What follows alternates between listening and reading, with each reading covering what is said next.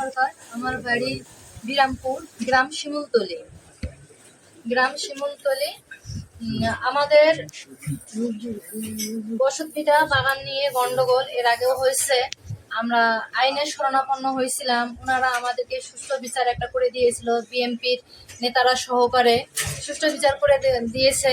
তারপর থেকে আমরা ভালো ছিলাম, কিন্তু আজকে আমার মাঠ থেকে ধান উঠছে, ওঠার পরে আমার ধান খলার মধ্যে নিয়ে আসছি, কিন্তু আমাদের যারা আমাদের জমি দখল করতে আসছে মাটি সোটা নিয়ে বের হয়েছে, আমাদেরকে খলায় ধান তুলতে দেয়নি।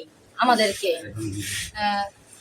খোকন, উনি বিএনপির সহ সম্পাদক, উনি বলে যে খলায় কোনো ধান তোলা হবে না, এখানে ধান তুললে মারামারি হবে, লাশ পড়বে, এই কথা বলে। যে কারণে আমরা ধান খলায় তুলতে পারিনি।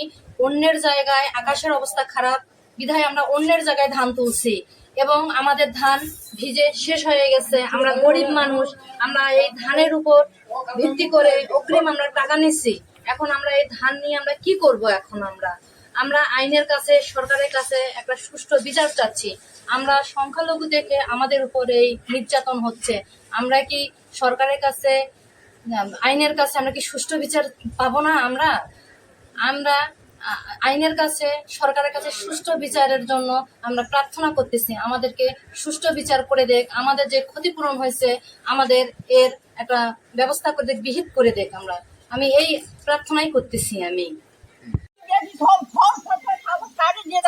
আমার মেয়ে ধরে মারবে, এই অবস্থান, কেউ নাই বাড়িতে, আমি কি করবো?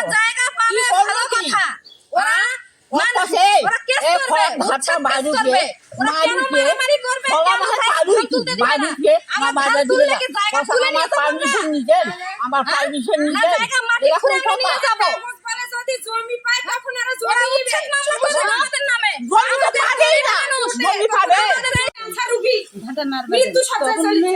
আর কিছু করতে পারলো না, সব ছিটে ছিটে চলে যাচ্ছে।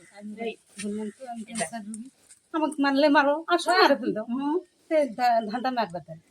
তারপর কাছে তাহলে ধান মারেনির সাথে তুমি চলে যাওয়া লাগবে, কিন্তু আমি কাছে তারা তো নিয়েই যাবে, ধানটা ঠিকই তো ছিবে না, তখন ধানটা মারতে